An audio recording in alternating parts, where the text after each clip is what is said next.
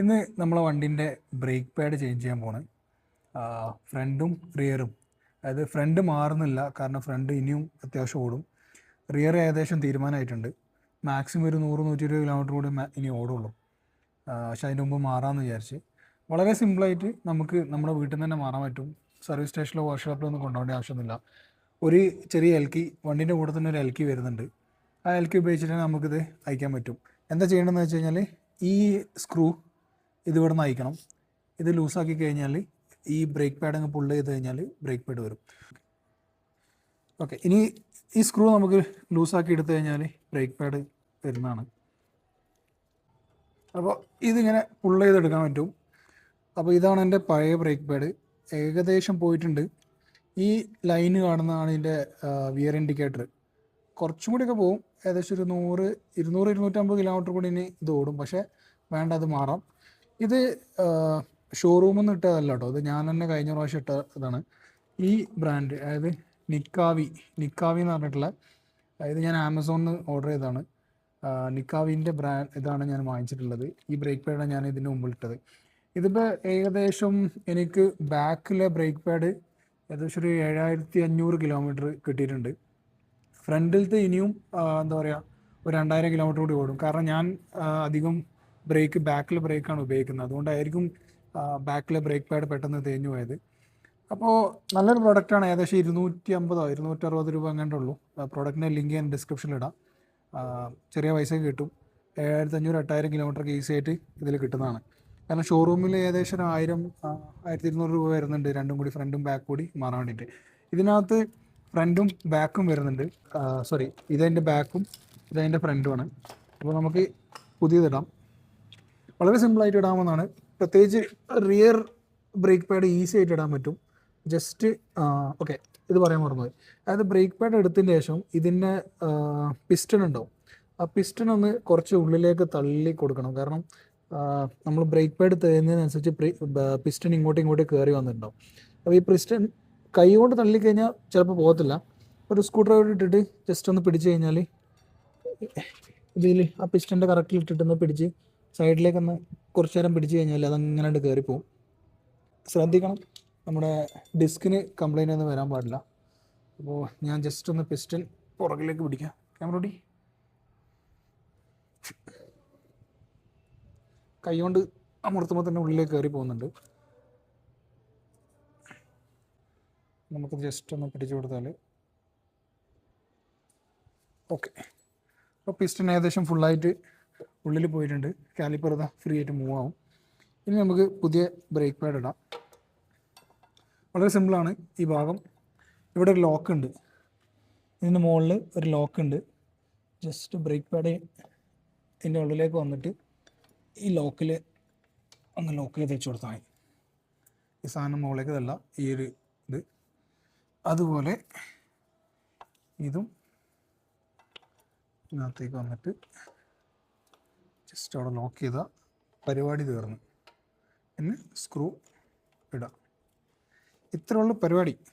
ഒരു brake pad change ചെയ്യാൻ വേണ്ടിയിട്ട് നമ്മൾ വർക്ക്ഷോപ്പിൽ പോകേണ്ട ആവശ്യമൊന്നുമില്ല. നമുക്ക് തന്നെ വീട്ടിൽ നിന്ന് ഈസി ആയിട്ട് ചേഞ്ച് ചെയ്യാവുന്നേ ഉള്ളൂ.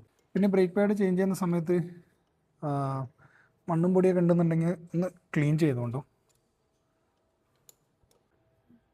ഇതുപോലെ തന്നെ ഫ്രണ്ടിലെ ബ്രേക്ക് പാഡ് ഞാനിപ്പോൾ ചേഞ്ച് ചെയ്യുന്നില്ല. കാരണം എനിക്ക് അത്യാവശ്യം ഇനി ഓടും. പക്ഷേ എടുത്തിട്ടൊന്ന് ക്ലീൻ ചെയ്തിടാമെന്ന് വിചാരിച്ചു. കാരണം അപ്പോൾ വളരെ സിമ്പിളായിട്ട് ഈ സ്ക്രൂ ഒന്ന് അയക്കുക. ലൂസായിട്ടുണ്ട്. ഫ്രണ്ടിലെ ബ്രേക്ക് പാഡ് കുറച്ചൊരു ബുദ്ധിമുട്ടാണ് ഇടാൻ വേണ്ടിയിട്ട്. ബാക്കത്ത് വളരെ ഈസി ആയിട്ട് പോകും. ഫ്രണ്ടിലത്ത് ചെറുതായിട്ടൊന്ന് ലോക്ക് ചെയ്ത് കിട്ടാൻ വേണ്ടിയിട്ട് ചെറിയൊരു പണിയുണ്ട്.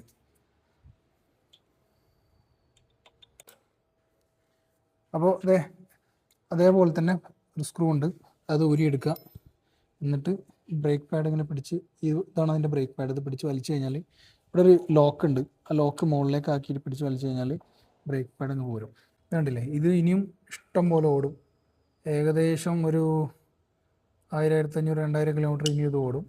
അപ്പോൾ ജസ്റ്റ് ഒന്ന് ക്ലീൻ ചെയ്തിട്ട് തിരിച്ചിടാം. ഫ്രണ്ടിലെ ബ്രേക്ക് പാഡിന് 2 പിസ്റ്റൺ ഉണ്ടാവും.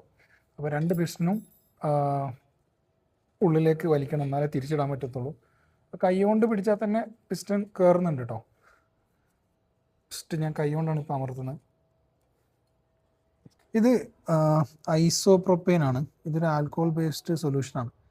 ഇത് വെച്ചിട്ടാണ് ഞാൻ ഈ ഡിസ്ക് ക്ലീൻ ചെയ്യാറ്. കാരണം ഡിസ്കിനകത്ത് എന്തെങ്കിലും നല്ല കരിയൊക്കെ പിടിച്ചിട്ടുണ്ടെന്നുണ്ടെങ്കിൽ ജസ്റ്റ് ഒരു മൈക്രോ ഫൈബർ ക്ലോത്തിലെടുത്തിട്ട് ഒന്ന് തുടച്ചെടുത്താൽ കാരണം ഇതാകുമ്പോൾ പെട്ടെന്ന് ഇവാപ്പറേറ്റ് ചെയ്ത് പോകും. അതുപോലെ ചളിയെല്ലാം ഉണ്ടെന്നുണ്ടെങ്കിൽ കറക്റ്റായിട്ട് കിട്ടും. കണ്ടില്ലേ? ഓക്കെ, അപ്പോൾ നമ്മൾ ഈ ബ്രേക്ക് പാഡ് തിരിച്ചിടാൻ പോവാണ്. ഒന്നുമില്ല, ജസ്റ്റ് അതിൻ്റെ ഈ ഒരു പിന്നുണ്ട് ഇവിടെ, ഇതാണ് അതിൻ്റെ പിന്ന്. അത് ഇങ്ങനെ ഇത് കുറച്ച് താഴേക്ക് നിൽക്കുന്നതുകൊണ്ട് ഈ പിന്ന് ചിലപ്പോൾ ഇളകി വരാൻ സാധ്യതയുണ്ട്. അത് ജസ്റ്റ് അതിൻ്റെ ഉള്ളിലേക്ക് വെച്ച് ലോക്ക് ചെയ്തിട്ട് പാഡ് ഇട്ട് കൊടുക്കുക.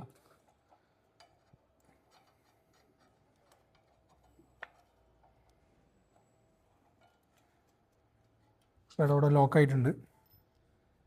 സ്ക്രൂ ഇടുക.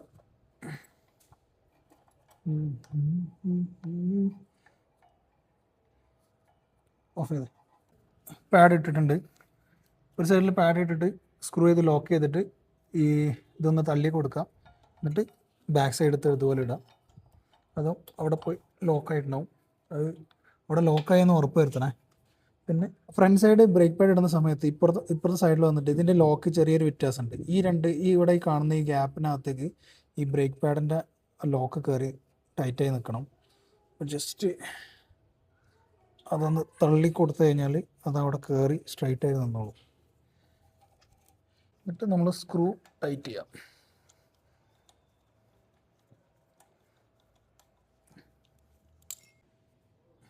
ഇത്രയേ ഉള്ളൂ പരിപാടി.